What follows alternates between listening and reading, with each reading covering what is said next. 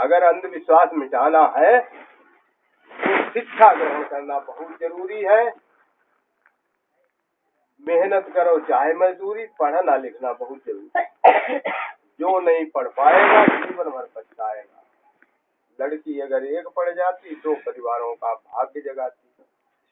पढ़ी लिखी लड़की रोशनी घर की, पढ़ी लिखी नारी घर की उजियारी, पढ़ी लिखी माता घर की भाग्य विधाता। सब साथ पढ़े, अनपढ़ कोई ना रहे। तो पढ़ाई पर बाबा साहब का भी पहले मूल मंत्र शिक्षा ही था। तो हमारा भी सबसे ये अनुरोध है कि शिक्षा प्राप्त करो, जितनी प्राप्त कर पाओ तो अंधविश्वास अपने आप ही मिट जाएगा। एक कहानी छोटी सी है। एक पढ़ी लिखी लड़की बौद्धिस्ट परिवार की, हिंदू परिवार में उसकी शादी हो गई। तो वहाँ जब पहुंची बारात के बाद तो सासू अम्मा ने कहा बहू चलो मंदिर में दर्शन कर आए, देवी जी से कुछ मांगना हो मांग लेना। तो वो चली। तो मंदिर के बाहर एक गाय बनी हुई थी। चित्र बने होते मंदिर के बाहर बहुत, तो बहुत मूर्तियां भी होती। हाँ, कुछ गाय बनी थी। वो ऐसा मालूम हो रहा था उसके थनों में बहुत दूध भरा। तो बहू ने कहा अम्मा रुक जाओ, बाल्टी लिए चले। कहा क्यों? ये क्या गाय है, मालूम होता है 5 किलो दूध दे देगी है कहीं दूल्हे। तो सासू ने कहा वो तो पत्थर के है, दूध थोड़ी देती। कोई बात नहीं। जब देखा तो सांप बना। कहा डंडा अंडा लेकर चलो। क्यों? सांप काट खाएगा। तो फिर सासू ने कहा वो भी पत्थर का, काटेगा नहीं। फिर शेर बना देखा, दूध लेकर चलो, खा जाएगा। कहा नहीं खाएगा, वो भी पत्थर। फिर मंदिर के अंदर पहुंची सासू। तो सासू ने कहा बहू ये देवी जी हैं, अब इनसे जो मांगना हो वो मांग लो। तो कहा ये भी तो पत्थर की।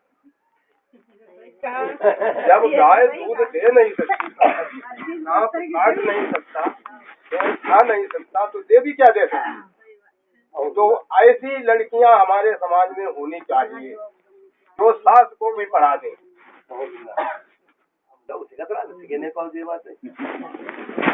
अब पढ़ी लिखी लड़की अगर होगी तो बच्चा होगा। एक बीए पास लड़की और बीए पास लड़का, शादी हो गई। तो लड़के दोनों बैठे हुए थे खाली टाइम में। तो लड़के ने अपना रुआब गाटने के लिए कहा औरतें बहुत कायर हो, वीरता नहीं डरपोक हो। वो पढ़ी लिखी लड़की, उसने कहा झलकारी बाई जो कि रानी लक्ष्मीबाई के स्थान पर युद्ध करती थी, उसने तो अंग्रेजों के दांत खट्टे कर दिए।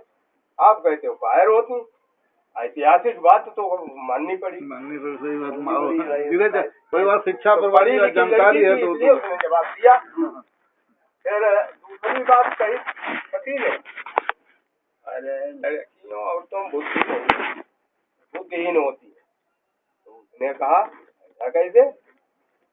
देखो श्रीमती वो इंदिरा गांधी तो देश की प्राइम मिनिस्टर नहीं, प्रधानमंत्री नहीं, और वो राष्ट्रपति अगर पार्टी राष्ट्रपति रही।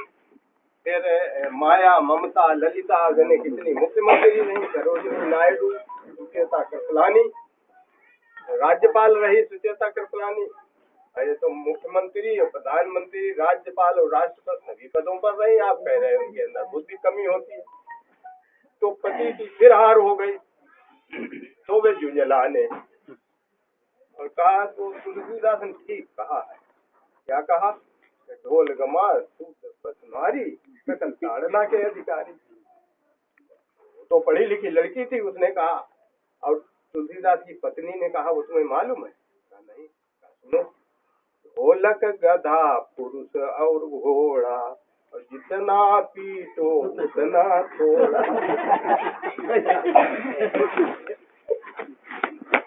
लड़की तो पति दुबले पतले थे, किसी तरीका से जीत नहीं रहे थे। तब क्या कहा? पतले पति ने पत्नी से कहा बहुत खिसियाए, दुर्बल कौन सताए।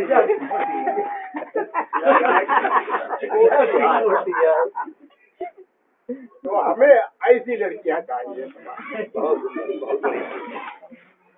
और ऐसी नहीं हमें चाहिए बहुएं और बेटियां एक बहू के यहाँ लड़के का जन्म हुआ तो पहले ऐसा प्रचलन था, गांव के बाहर भुइयार हत्ते होते ने क्या क्या देवी देवता के स्थान बने होते थे और उन्हें चढ़ाने के लिए पूरी कचौड़ी वो सब बनती थी।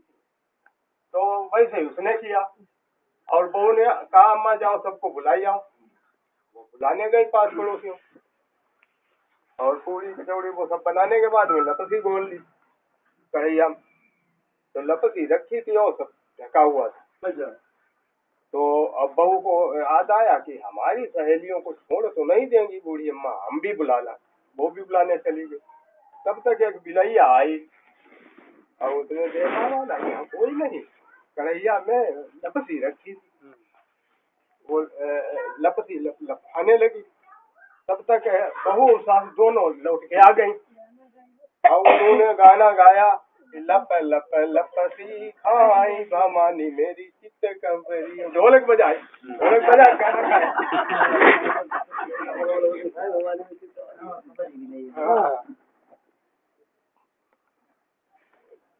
हाँ, लप लप लपसी खाई भवानी मेरी चित्त कंवरी, इनके चार टांग दुई कान भवानी मेरी चित्त कंवरी, इनके पीछे लंबी पूछ भवानी मेरी चित्त कंवरी। तब कुत्ता आ गया, उनका पालतू वाला कुत्ता। उसने कहा ये तो बिलैया बटिया में जो रहती थी वही है। कुत्ता ने पहचान लो, ने ना पहचान और क्या देखो। तो कुत्ता ने उसकी पकड़ी टांग उठा के पटकी दो चली। तब वो क्या गाना गाने लगी, दौड़ो दौड़ो धमैया के बप्पा भवानी कुत्ता ने पटकी।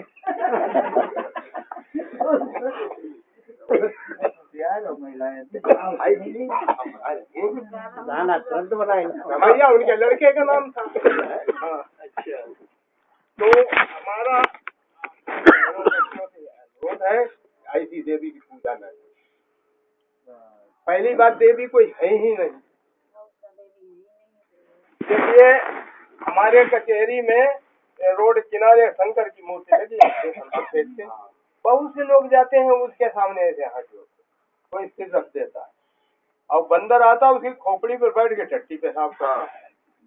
कभी शंकर ने बंदर को नहीं भगा पाया, अपने ऊपर टट्टी पेशाब कराते और तुम लोग उनकी जाके आराधना पूजा करते। जितने देवी देवता हैं ये सब हमारे पुरखों के हत्यारे हैं। इन्होंने बहुत गलत कार्य किए। क्या होता था, अंधेरे रात के अंधेरे में कत्लेआम होते थे और दिन के उजाले में सर्वे भवन्तु सुखिनः सर्वे सन्तु निरामया ये दोगले गाने गाते जाते थे। तो हम लोगों को ये परखना है, देवी देवता कुछ है नहीं, ये तो हमारे पुरखों के हत्यारे हैं। गुलाम बनाया जिसने तुमको, आज उन्हीं के पैर पकड़ते। जो पुरखों के हत्यारे हैं आज उन्हीं का बंधन करते। ये करना छोड़ दो। भारत देश के मूल निवासियों, सबसे पहले काम करो, देवी और देव सब त्यागो, बाबा और महापुरुषों का गुणगान करो। हमें देवी देखिए हम हिंदू नहीं है। बाबा साहब ने पुस्तक लिखी है, सब पढ़े लिखे बैठे, भूवर सूत्राज, अछूत कौन और कैसे, और इस आधार पर लिखी है भीमा कोरेगांव से 1 जनवरी 1818 को भीमा कोरेगांव में 500 अछूतों ने 28,000 थे तो 30,000 और 2,000 पहले डर कर भाग गए, 28 रह गए। इन्हें 12 घंटे के अंदर उन्होंने काट के नदी में बहा दिया। तो इतने वीर हमारे लोग थे। और क्या होता था, सिंधु घाटी की सभ्यता के समय में उस समय यहाँ पर औरतें राजा होती थी, पुरुष नहीं होते थे। और आर्यों से जब युद्ध होता था तो औरतें ही युद्ध करने जाती थी, अपनी वीरता को पहचानो। और जब उनके चोट लगती थी तो हल्दी लगाती थी। आज खुशी में हल्दी लगा रही, कहीं युद्ध नहीं करती, घर में भले कर ले, बाहर निकल जाती और हल्दी लगा रही। हल्दी तो चोट में लगाई जाती, खुशी में थोड़ी लगाई जाती। और क्या होता था, जब कैद कर लेती थी किया जाता था औरतों को, तो हाथ कड़ी, पायन, बेड़ी, गले में शंख और ये सजाएं थी 16 प्रकार की। आज वो 16 संस्कार खुशी में मना रहे, खुशी में शंख डाले घूम रहे। हाथ हथकड़ी पैरों की बेड़ी, आज वो खुशी स्थिति मानते। ये तो कैदियों की सजा है ये तो। जहाँ से रात में इतनी हल्दी गई भैया, भागन पड़ो वाला, कोई छोड़े ना होते, सबका हल्दी लगाई कहाँ जहाँ से हम गए थे एक बारात, बहुत हल्दी वहाँ चल भैया, आपके भी लगाई भाग के मिले मेरे वाले में तो क्या लगवा तो हल्दी का राम देखे आगे लगो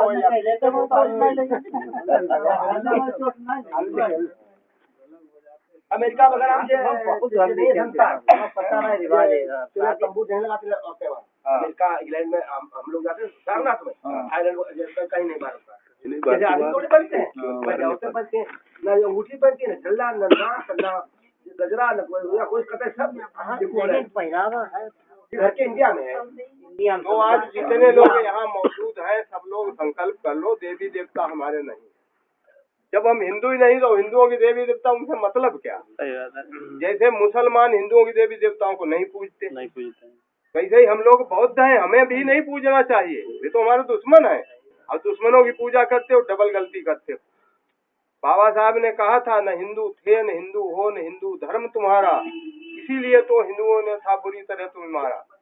जो इस समय बौद्ध है वो पहले, जो इस समय शूद्र है वो पहले बौद्ध थे। शूद्रों आर्यों में हुए भयंकर युद्ध थे, और बौद्ध धर्म से छुड़वा हमको जबरन हिंदू बनवाया, जुल्म की चक्की में सदियों से बौद्ध जनों को पिसवाया, हमें तो जबरन हिंदू बनाया, गुलाम दास नीच। अब हम उसी में खुश। और अगर आज भी हम हिंदू धर्म के त्योहार मनाते हैं तो हिंदू धर्म के नियमों को भी मानो। मनुस्मृति अध्याय 1 श्लोक 19 में लिखा है, शूद्र जूठा अन्न खाएं ब्राह्मणों का और फटे पुराने कपड़े पहने। हिंदू धर्म को मानते हो तो वो भी करो। अध्याय 1 श्लोक 25 में लिखा है, टूटे फूटे बर्तनों में भोजन करें और खुले आसमान में पुआल बिछाकर सोएं। दूध दही घी गेहूं चावल खाना मना है, तो सब छोड़ दो, फिर हिंदू रहो। जिसने हमारे लिए इतनी कठोर सजाएं दी गई और उसी धर्म को हम माने, जहाँ हमें जीने का कोई हक ही नहीं दिया गया, हमें भीख मांगने तक का अधिकार नहीं है। हिंदू ग्रंथों में भीख भी नहीं मांग सकते। सही बात। तो ऐसे निकृष्ट धर्म को, तभी तो बाबा साहब ने कहा हम तो नरक से छुटकारा पा गए जब उन्होंने बहुत धर्म ग्रहण किया। तो इस नरक में क्यों पड़े हैं हमारे समाज के लोग? इस नरक को तुरंत छोड़ दो। इस नरक में हमें नहीं रहना है, संकल्प ले लो। जैसा कि और हम सब लोग बाबा साहब को मानते, जय भीम भी करते, तो भाई बाबा साहब बताए रास्ता पर भी तो चलो। केवल उनका नाम जय भीम करने से थोड़ी कुछ होगा, अब तो प्रैक्टिकल करना पड़ेगा।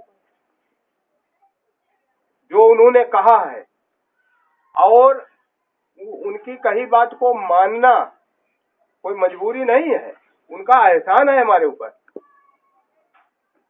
इसलिए हमें मानना है। उन्होंने हमें पूरी आजादी दी, हर प्रकार की आजादी। बिल्कुल सही बात है। तो हम लोगों को उनके बताए रास्ते पर चलना है। कांसीराम साहब ने शूद्र वर्ण में 6743 जातियां, ब्राह्मण ठाकुर बनियों में जातियां नहीं है, देखो चालाकी।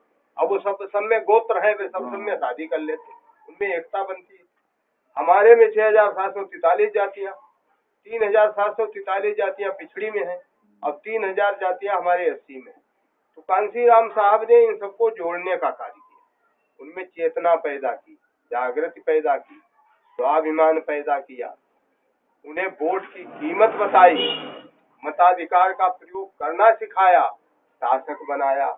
मायावती को 4 बार मुख्यमंत्री बनाने का श्रेय कांसीराम जी को है। कांसीराम जी ने ही पार्टी खड़ी की, पूरा जीवन अपना उन्होंने बहुजनों के पीछे न्यौछावर कर दिया। और उन्होंने 85-15 का नारा दिया था, 85% हमारे लोग हैं, ब्राह्मण ठाकुर बनिया छोड़ बाकी सब है DS4, ये भी नारा था उनका। और उन्होंने ये भी कहा था, बनिया माप, क्षत्रिय हाफ, ब्राह्मण साफ, मूल निवासी चाप। मूल निवासी चाप पर रहना चाहिए, इनकी संख्या ज्यादा। तो हमें माननीय कांसीराम जो कि दूसरे अम्बेडकर, और अंबेडकर साहब दूसरे सम्राट अशोक हैं। उन्होंने जो शासन व्यवस्था बताई, जो नियम बताए, जो कानून हमारे समाज के लिए बताए, हमें उन्हीं पर चलना। और बौद्ध धर्म नया नहीं है। हमारे लोग समझते हैं नया कहाँ से आ गया, उन्हें पता ही नहीं, यही तो पुराना है। सबसे पुराना धर्म बौद्ध धर्म है दुनिया में, भारत में ही नहीं पूरे विश्व में। और 2010 में विश्व का सर्वश्रेष्ठ धर्म पुरस्कार भी इसे मिल चुका है। हिंदू नाम का तो कोई धर्म ही नहीं है, ये मुगलों द्वारा दी हुई गाली है। हिंदू का मतलब काला, काफिर, नास्तिक, सिद्धांतहीन, असभ्य, बहसी। और जब जजिया कर औरंगजेब ने लगाया तब इन्होंने कहा हिंदू नहीं, 1659 में। जब इंग्लैंड में प्रौढ़ मताधिकार लागू हो गया 1920 में, तो इन्होंने कहा हम शासक कैसे बनेंगे, तब इन्होंने कहा हिंदू को अपना लो। तब 1922 में हिंदू महासभा बनी। अब गौतम बुद्ध 563 ईसा पूर्व पहले 2500 साल पहले हुए, तो बताओ कौन पुराना है? बौद्ध धर्म है। हाँ, तो बौद्ध धर्म पुराना है। और 1925 में इन्होंने RSS बनाई।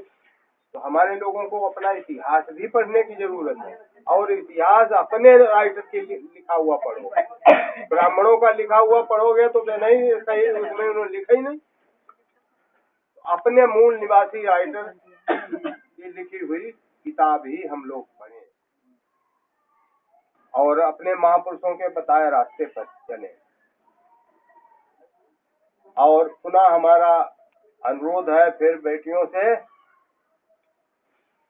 तोड़ दो सामाजिक बेड़ियां, तोड़ दो घूंघट और चूड़ियां, बनो CM PM, बनो SP DM।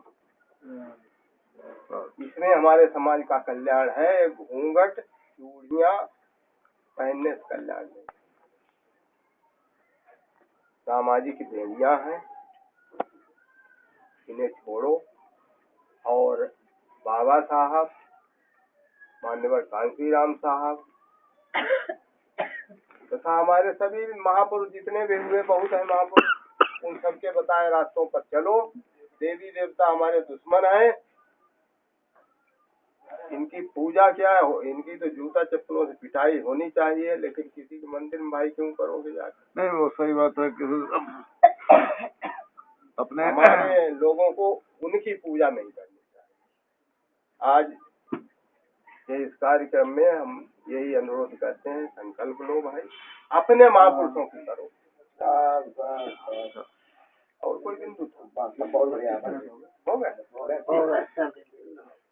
ठीक है, फिर इन्हीं शब्दों के साथ सभी को नमो बुद्धाय, जय भीम, जय कांशीराम।